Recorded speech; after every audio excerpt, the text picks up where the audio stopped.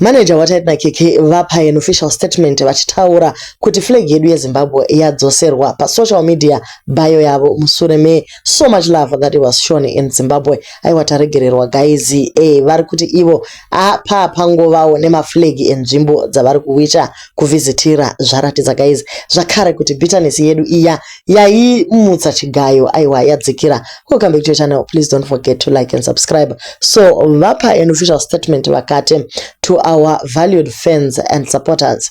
We appreciate the concern and feedback from our wonderful Zimbabwean fan base regarding our social media bio. We understand that the absence of the Zimbabwean flag may have led some to believe we were neglecting our roots or not appreciating our heritage. We would like to take this opportunity to clarify that the flags featured on our bio represented countries we aspire to visit and perform in the future.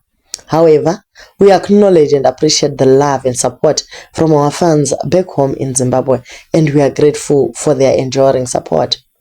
In response to their concerns, we are excited to add the Zimbabwean flag to our bio, showing our pride in our heritage and appreciation for our loyal fan base. We love and value our Zimbabwean fans equally to our fans worldwide, and we are committed to continuing to create content that connects with them.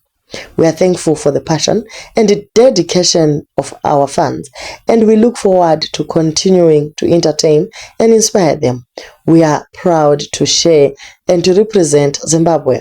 We are excited to share our journey with our fans globally. Thank you for your continued support, Mr. Mlambo, Manager, Tide and KK Brand.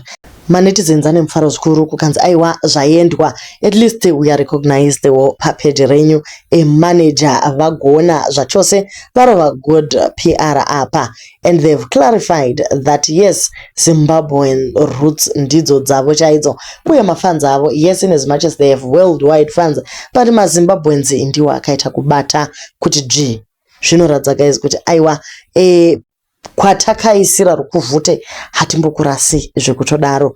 Tinotenda guys ndo zviri kuitika mastreets taita kuti kana tichifunga kuti takatsamwigwa aiwa mwoyo wadzorwa kana komukoma asvika akabata mabrand Grey Homes, Garwe Restaurant wo Suits World vamukandira tuma contracts abva toona kuti aiwa Zimbabwe haina beef zvachose, vanhu vari kutongomufarira zvekutodaro. So guys, do leave your comments kuti move raitwa naTaite iri riri kutifadza here kana kuti imi muri kufilawo sei. Aiwa isusu tiri kufara hedu kuti kana vanhu vari ma content creator vachibata pamwe chete zvesewo zvinenge zvakangonaka.